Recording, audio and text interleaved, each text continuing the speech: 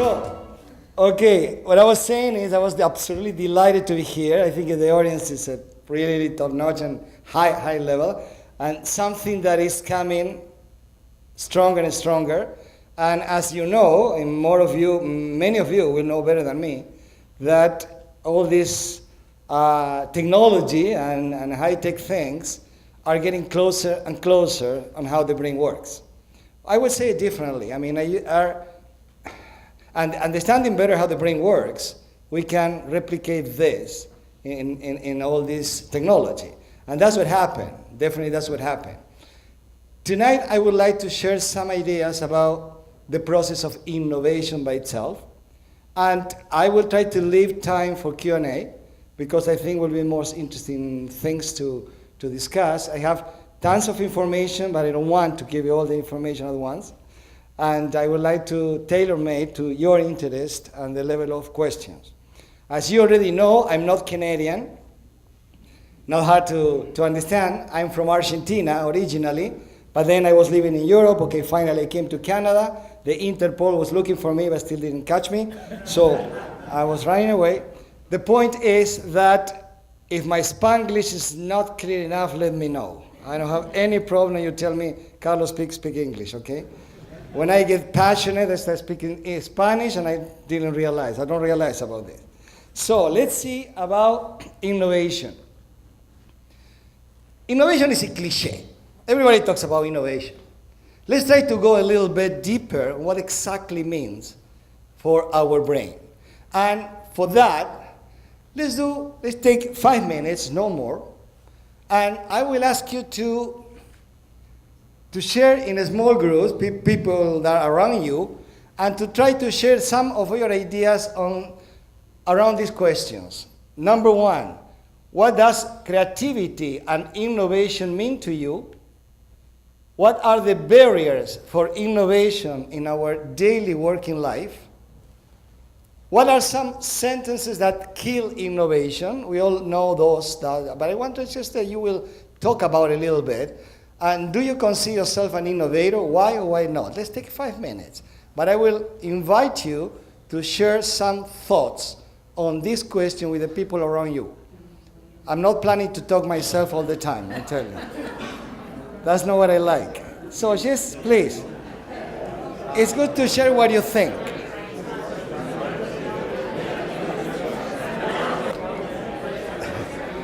Hello? This is really amazing. I love it. My goodness. And I already can guess that you already did the whole presentation. I don't need to talk. Come on, in this community you can share and talk about all this stuff. You don't need me. So the audience, the crowd is too big, too large. I cannot receive information from all of you, but I would like just to pick some of your ideas. So what does creativity and innovation mean to you? Who wants just to share, very briefly, please, some of the things that you were sharing in the small groups? What is creativity? Yes, please. So creativity would be when an individual is able to have something in their mind and make it reality. So every single individual has a different perspective of what reality is going to be. And when that individual sees that dream or that belief in their mind and make it reality, I think that's creativity. Okay, thanks. First of all, I forgot to tell you, whatever you're going to say is correct. Because we are sharing ideas among grown-ups, so this is not about judging, this is not about saying right or wrong. I don't believe in that, okay? So whatever you want to say is fine. And you mentioned, one word, that it's going to be another workshop. We talk about reality, and that's something that we can discuss for hours about what reality is. And I think the IT business, bring us to the conscience what exactly reality is. I will not go there, okay, because I need a glass of wine and all this stuff. But, so, what are the barriers for innovation in our daily working life? If you can summarize, so say, okay, this and this, what are you going to say? I'm talking about obvious things, okay? We are talking about things like right here, like the fly on the TV screen. Please, Megan. The fear of failure. Yeah, fear of failure. What else, please? People who would say we always did it like that, why changing? You know the same guy. Give me the name of this guy because I know that guy. I know that guy. Yes. The stress that comes from criticism, complaint, and conflict. Exactly. Absolutely. This is a common denominator, what Megan said before. Go ahead. No time to reflect. Absolutely. Absolutely. There's a bias in our life called bias toward action. You need to do something all the time. I mean, what we do when we finish the day, we go home or whatever, and we just tell our people around how many things we've done, right? So it's action, action. Can you imagine if you go home and you say, today I was just meditating 3 hours at work. Just doing nothing. Thinking. They were thinking totally crazy. One more. Yes, please. No, it can't be done. Exactly, no. No but, yeah? Exactly, oh, yes but. What are some, those are the sentences. I think that we already went there. So the sentence that kill innovation. We already done it this way.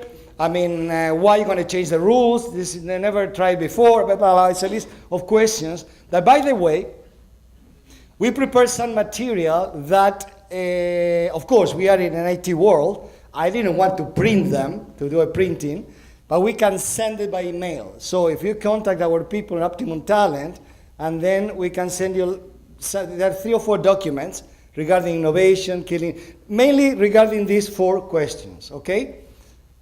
Do you consider yourself an innovator? Why or why not? Silence in the room. Yes. Ah, come on, of course, yes. Nico. So I consider myself an innovator because I can come up with an idea anytime, anywhere, for any reason. Okay. I'm not asking if it's a good idea, bad idea. It's okay. That's an issue. What else? Yes, please. I consider myself an innovator because when it comes to spending my own money, I spend it on trying to come up with new stuff. That's good. What else? One more. Yes. Well, I consider myself an innovator. If I have a problem, I figure something out that'll make it happen and do it. Absolutely. Absolutely. Gets me in trouble too. Yes, please. Yeah, but it's fun. That's okay. Somebody there? No? Okay. Please. I think it's the wrong questions. Okay. If you replaced innovation in each one of those questions with business growth, that would be a better question. Or let's say that's the focus that you want to be there. That is your area of interest, but business growth not necessarily goes along with innovation. You can repeat things that were successful. You will have business growth, but you will not be an innovator. Necessary. The question about innovation here, if it doesn't lead to business growth, then it's isolated. So how did it affect society? How did you grow a business from innovation? So client-driven innovation is a better way.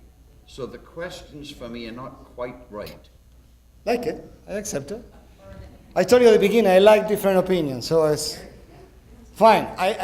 We can discuss this later if you want. I have a lot of things to say, but not now. Okay, so never ever think outside the box, only to the cat. Is the only situation that don't think outside the box. Innovation is a state of mind. And what happened in general is that we are not aware how innovative we are. I will generalize, but I will say at the moment I see you, all of you here, I can assume that you are innovators. What I mean, if you're still alive, means that you were able to get through many, many situations in life and finding the way to get out. And that, for sure, involved some kind of innovation. The issue that we connect innovation with certain things, for instance, business growth. That's one way to connect innovation with.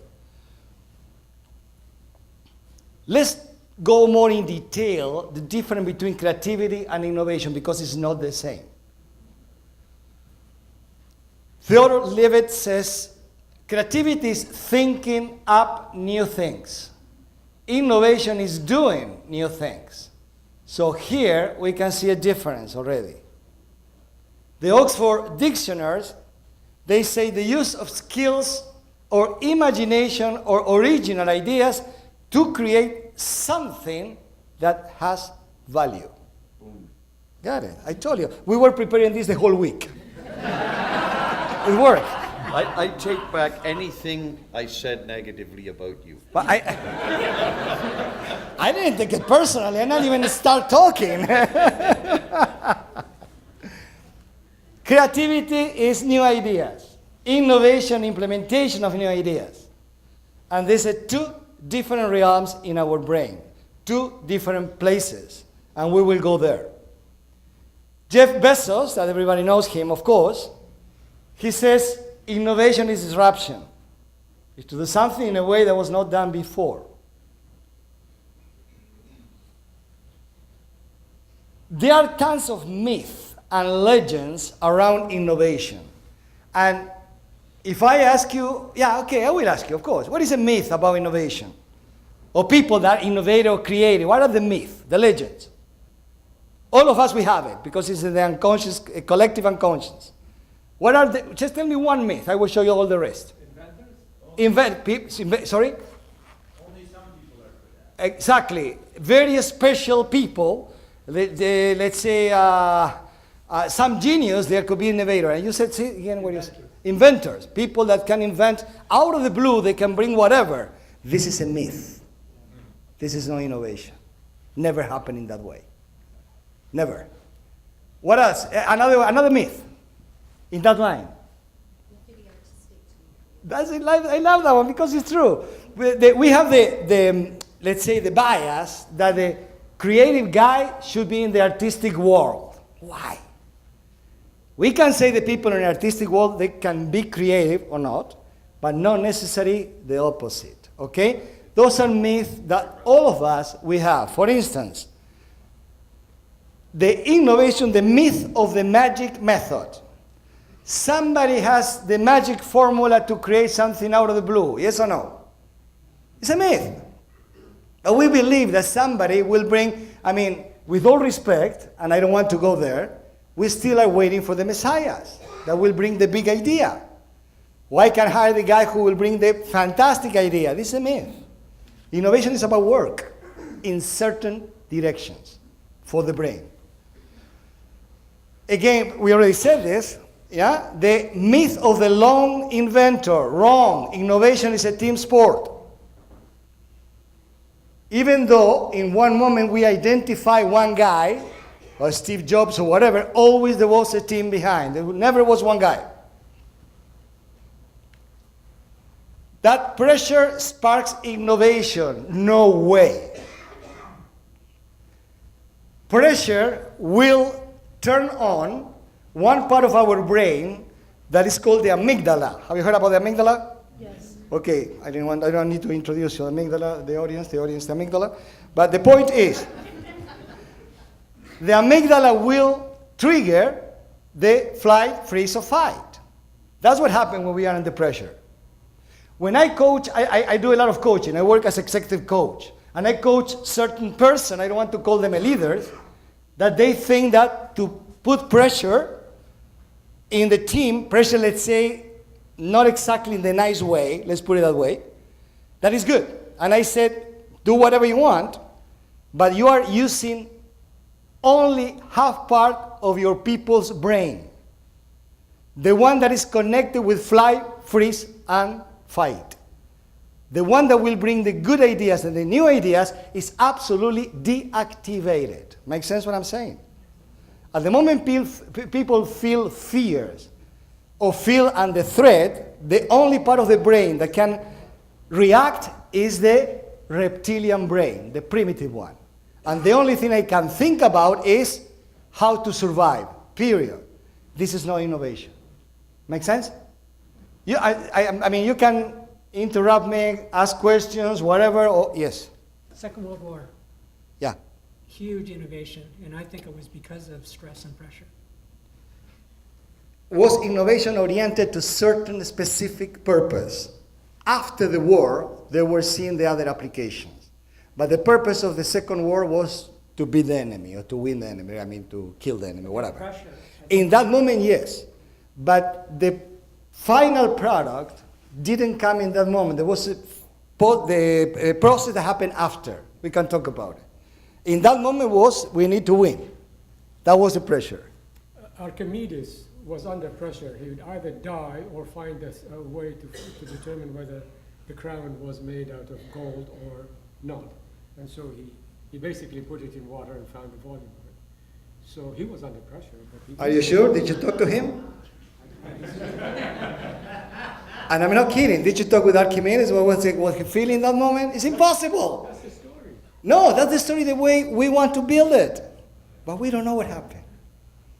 I can agree with you, but we don't know. We cannot prove it. That's what I mean.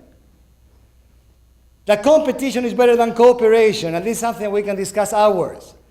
And this is a personal opinion. I think that innovation only can flourish in a cooperative environment based on the information I have. Some people can think, they talk about a healthy competition. I personally, Carlos, I take full responsibility, I don't believe in healthy competition. Competition is competition. It's a win-loss game. Collaboration or cooperation is a different game, working-wise. Yes, please. So, both with that and the previous one, sometimes if everything is going well, if everybody's happy, there's no reason to change.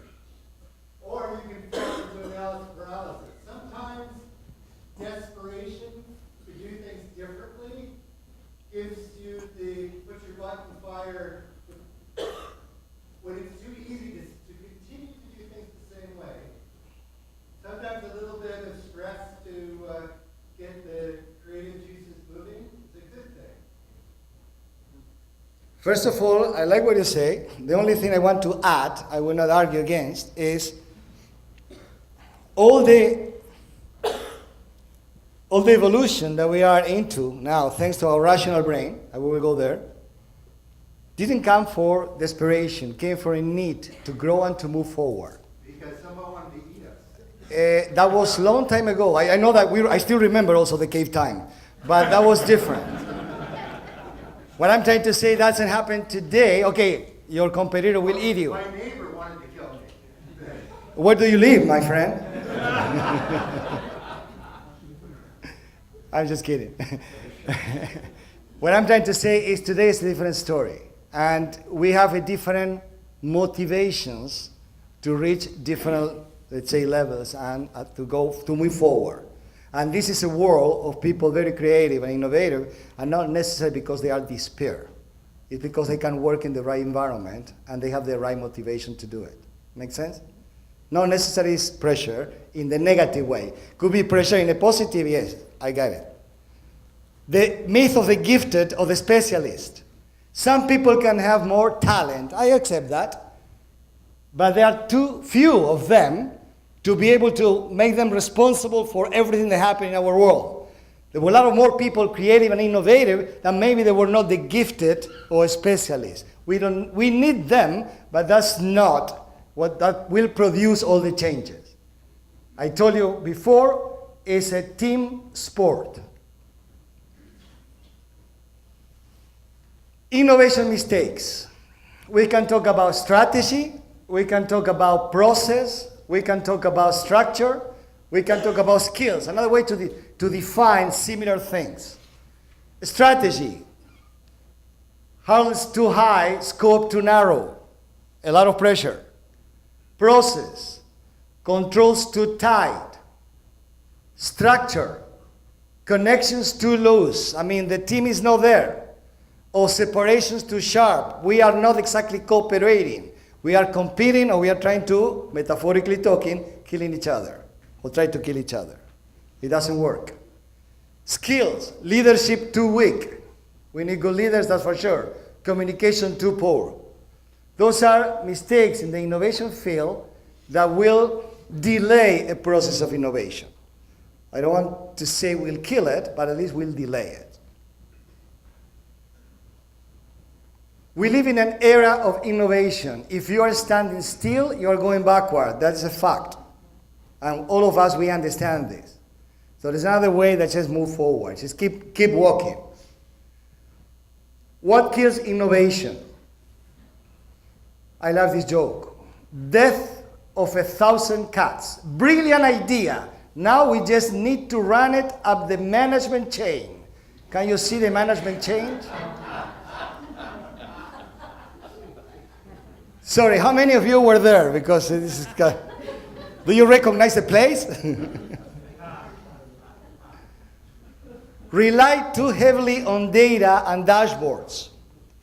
Reward success and punish failure. We talked about that. Micromanage innovation. That doesn't work. Will not help. Let's go now where innovation lives in our brain. We can say in a very simple way that during the day, we have mainly two different times regarding the brain, how it works. One we call it the activity time, and the other one is the rest time. During the day, I'm not talking when we sleep. Well, we know today that each of them are using a very specific highway in the brain, physical place. So there is a highway that is activated or turned on when we are in the activity time. And it's a different highway when we are in the rest time, like a mind wandering, let's say, during the day. Not sleeping, not taking a nap like I used to do in Argentina. I cannot do anymore. The activity time is using one highway in the brain that's called attention network, more active during task. Task positive, engaged attention is when we are focusing on something. The rest time uses a totally different place in the brain called default mode network. More active at rest, task negative, mind wandering. Where do you think creativity stays? Sorry?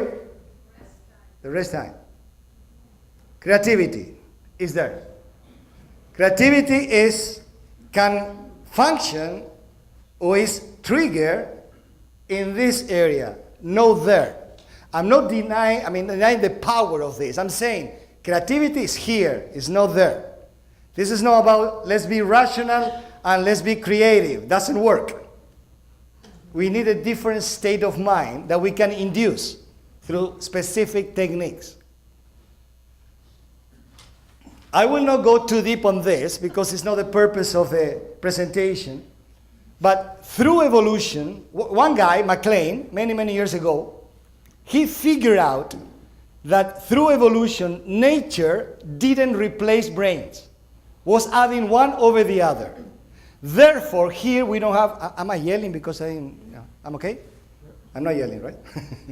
So, through evolution, nature was adding one brain over the other. So here we can say that we have three brains, not one.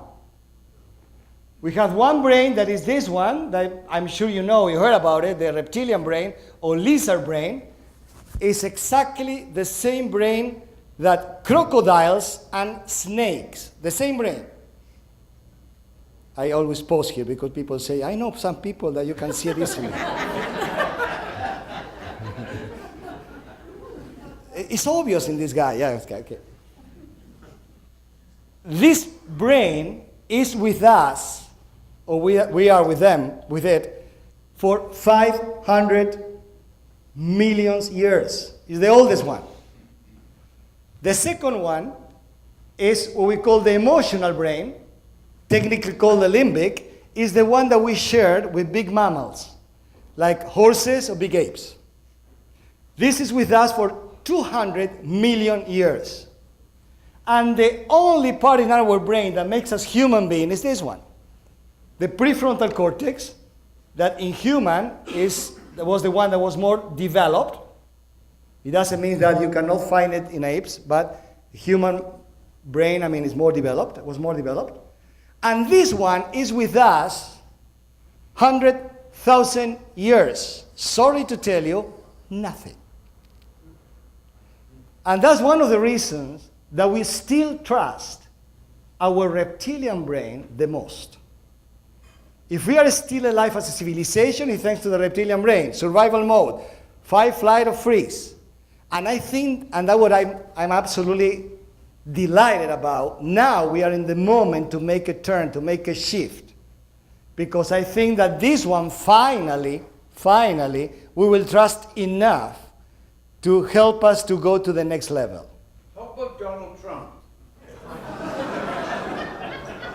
I think that you're in a different workshops. If you let me say it, I will try to control myself, okay? Good question. And with all respect, I will not go into politics at all. Donald Trump is a master of communication. Master. He's a master of one language, the reptilian brain. I'm not kidding, this is not a joke. He speaks reptilian brain like I never saw it before. To speak reptilian brain means to talk about fears, to talk about us versus them. This is all the vocabulary, the speech of the reptilian brain. I'm not criticizing, I'm saying this is a fact. And I tell you, he knows how to do it. I don't know if it's natural or he learned it. But it's something that he knows how to do it. It's the way that people always will react. Because we are used to listen this vocabulary for millions of years. If you talk to my reptilian brain will react. Can we change the topic? Snake or crocodile? I leave it to you.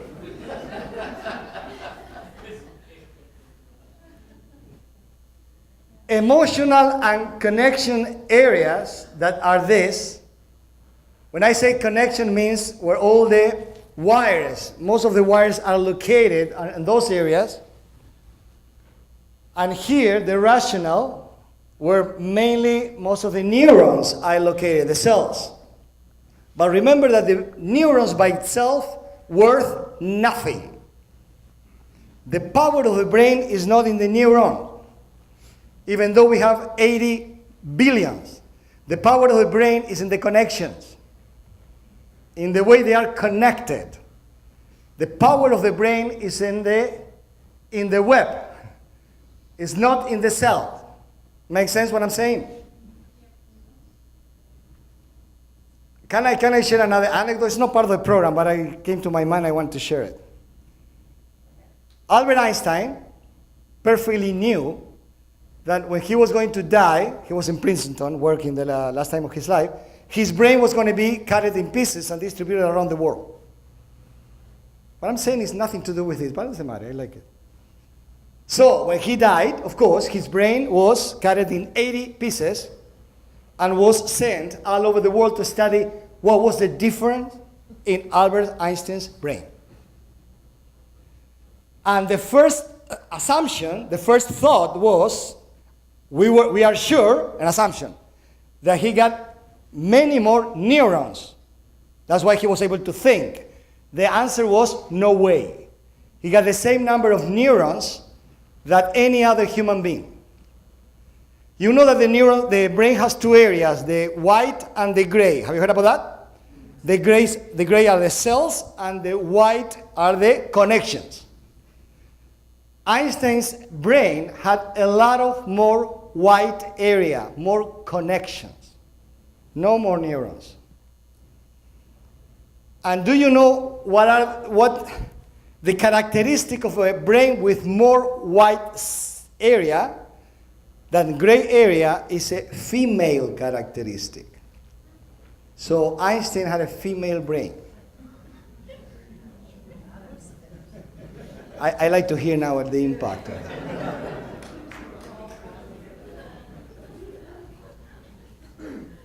To be able to trigger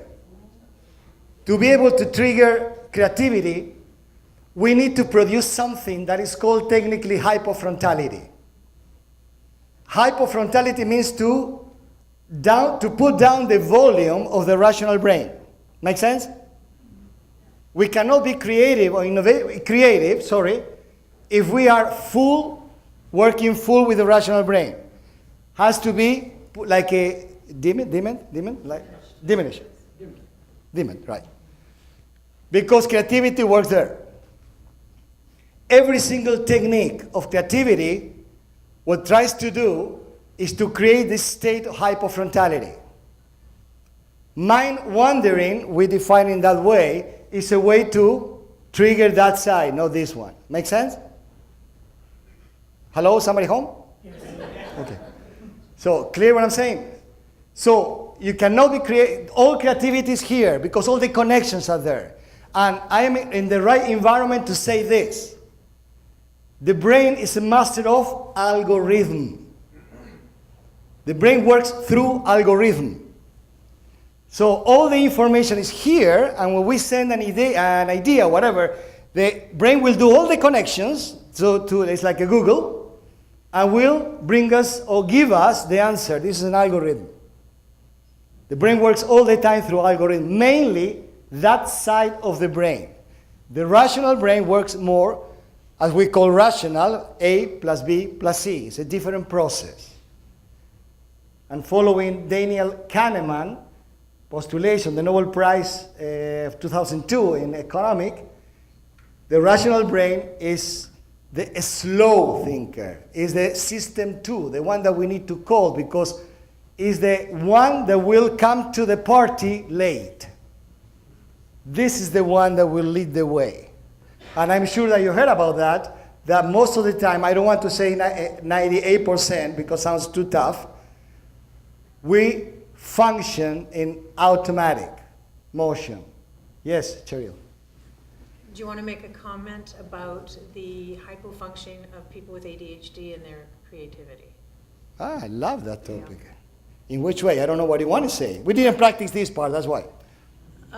The fact that their regulation of their frontal lobe is different. Yes. And they tend to be more creative. Yes. And think outside the box more often, and people don't recognize their talents. And I think that needs to be exploited and shared and nurtured. Fantastic.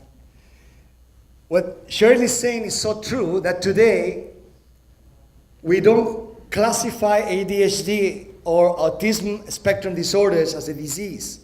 We call it a different way of thinking. And in science, it's called neurodiversity.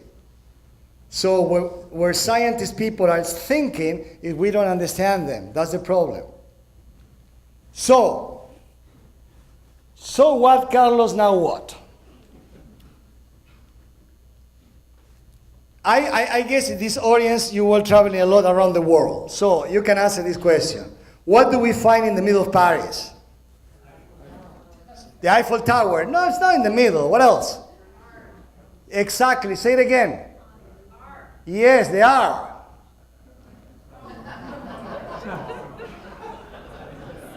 Creativity and innovation is not to bring something out of the blue. It's to be able to see different perspectives. To see the same thing in a different way. Step for innovation, number one, based on these two theories. There is no possibility of two identical brains. That doesn't exist on Earth. And what I want to say is any colleague can bring a new idea because we are not the same. Step number one, questioning the status quo, creating distance from reality. When I ask that question, we try to think in a different way. It's not about Paris, it's about the world. So this is a way to question the status quo. To accept that things in the way they are, I don't accept it. Second, data collection. Innovation is a different way to combine or transform known information. And this is very important. I want to highlight. Creativity and innovation is not to get something out of the blue. No, you need to know. You need to have information. All the discoveries in the world, like penicillinum, for instance, was serendipity was included. But those people, they were expert in their field. So they knew what to see. And they knew how to define. We need information. It's not just somebody that will say something without, let's say, any background on that topic. We need that. Third, incubation or creating the space for mental clarity. It's not that I'm so smart. It's just that I stay with problems longer. Albert Einstein. I don't believe him anyway, but it was too humble. Something that is called the flash, the illumination, the eureka, that now today we know that are specific brain waves called the gamma waves. This is no magic, but this needs time. That's why it's so hard to put deadlines to a creativity process because the brain will take its own time to arrive to the conclusion, and sometimes it's hard to predict. Elaboration or analysis, pure rational brain, and this is when we are introducing the concept of innovation. I will go there. Determination, make it happen. What I'm trying to say is this. Everyone who's ever taken a shower has had an idea, yes or no? Mainly in the shower, I don't know why exactly why. It's the person who gets out of the shower, dries off, and does something about it who makes a difference. Make sense? How many times you were in the shower with a great idea and then just go for whatever, and they say, what was the story about? We don't do the second part. And the second part is the real innovation, to make it happen. And that is an effort. Humor. Humor is a characteristic, it's a place in the brain that creates hypofrontality. When we are really relaxed and laughing, that happens in one part of the brain that will induce hypofrontality. And tell me if you don't agree with me. Aha, the aha moment, and aha ha ha are connected, right? Are similar.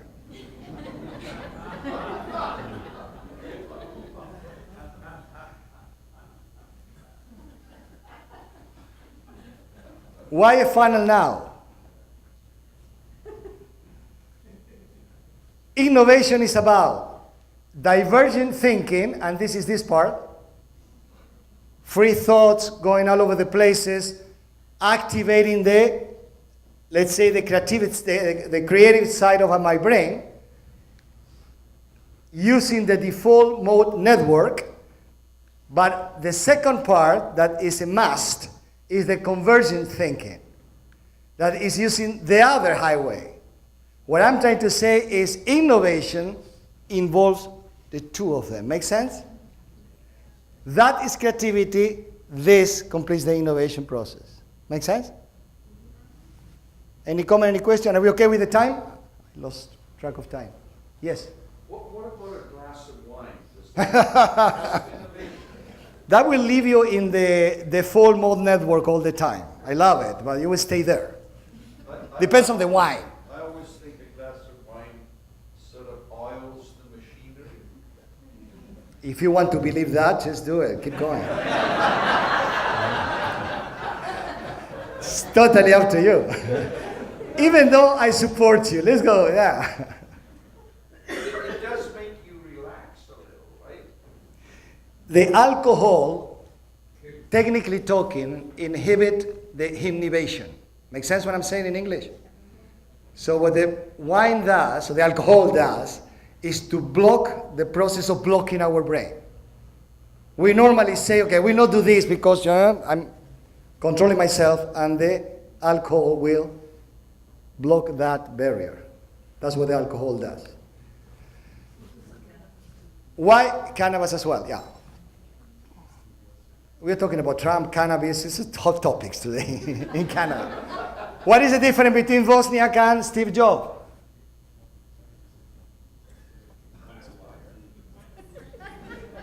Sorry? One's alive. This guy was the creative guy. This was the innovator.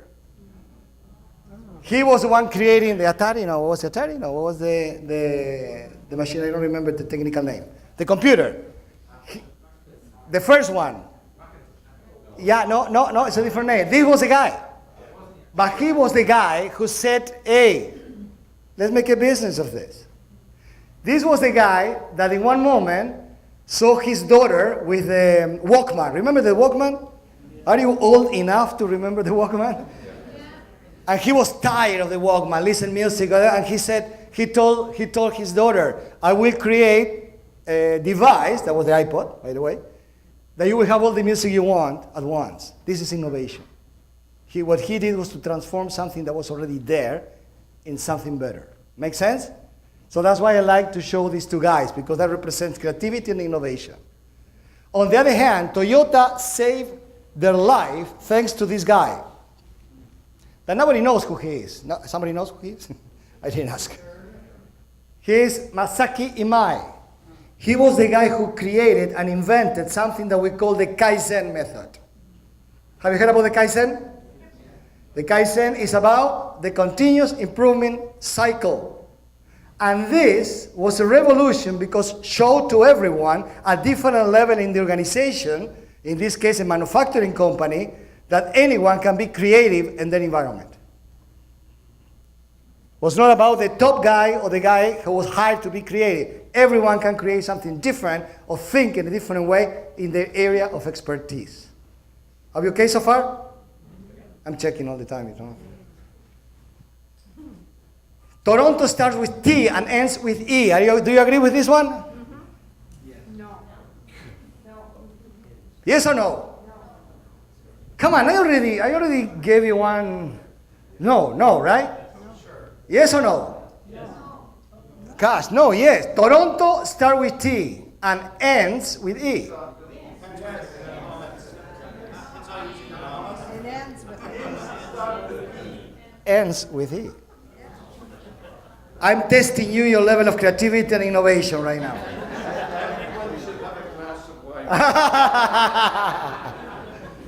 Have you heard of the Osborne checklist to boost innovation? If there is a message I would like to leave today here is that creativity and innovation is a technique. That we can be trained on that. I accept, because some of you think very loud, I can hear your thoughts. Some of you are thinking, come on, Carlos, there was Steve Jobs, and you will name the famous people. The world is what it is, not just because of them, because many more people that we don't know, that were creating amazing things. And those people, maybe, we'll never know the names, but they were using different techniques. Make sense?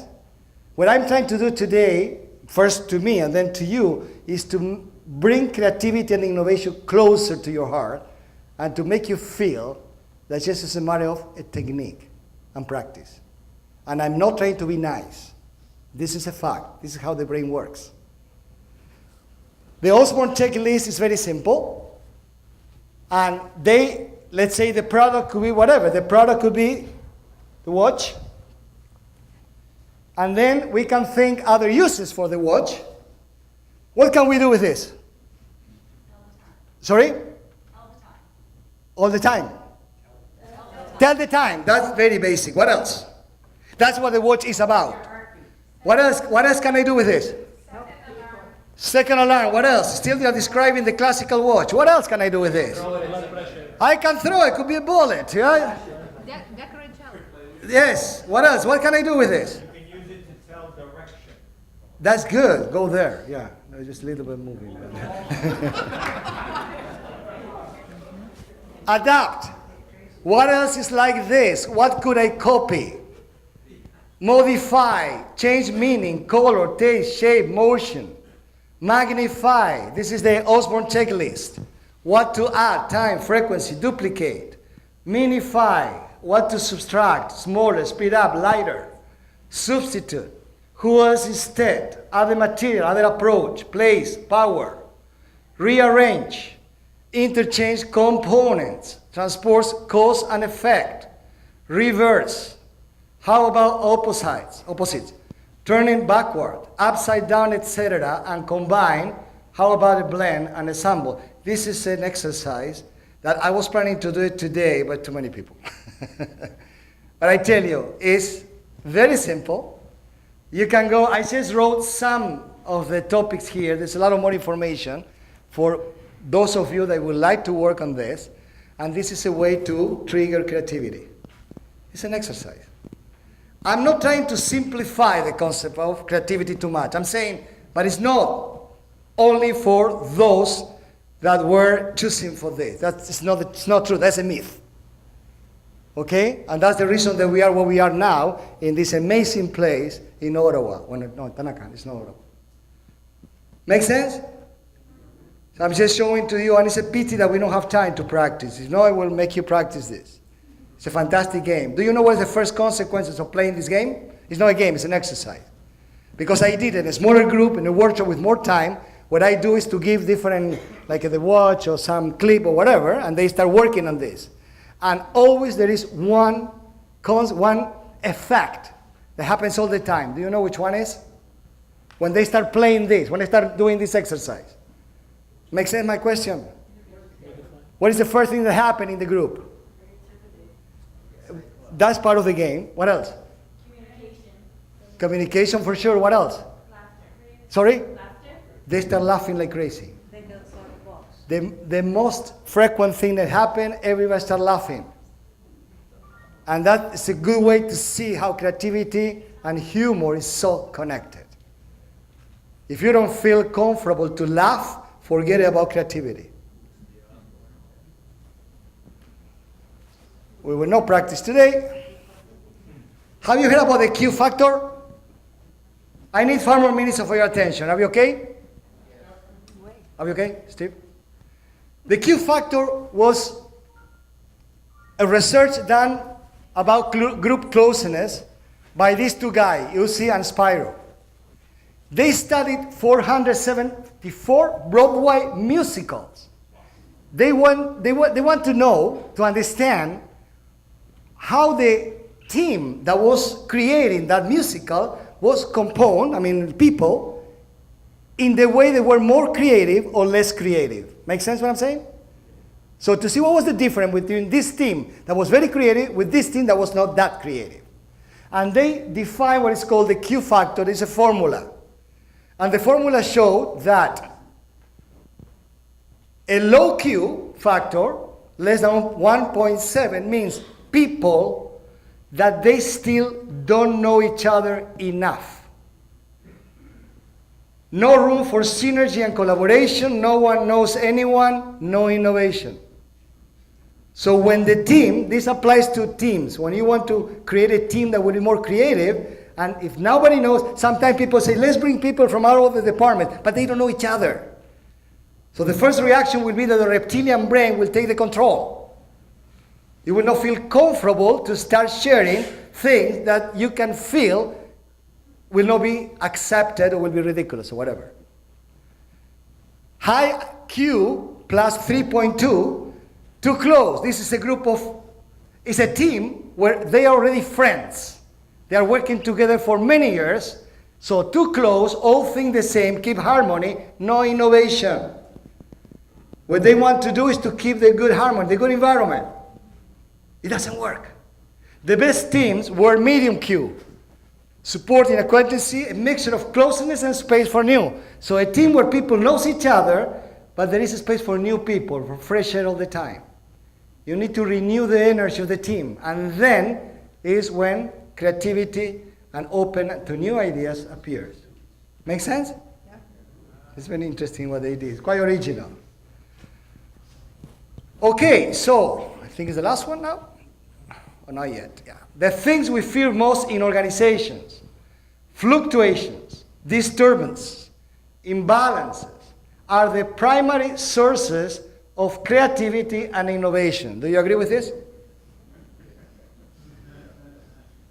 And this is a problem if we don't know how to deal with this in organization, because that creates a lot of fears. Okay? And to be able to swim or to surf in this environment, it has to be, trust has to be there. That's the first condition in the team. And this is a cliche, but I love it. When was the last time you did something for the first time? Ask yourself. Don't answer. When I read this, from time to time, and I cannot find something, I get depressed, so I don't want to read it all the time. Thanks for your attention, people. And questions?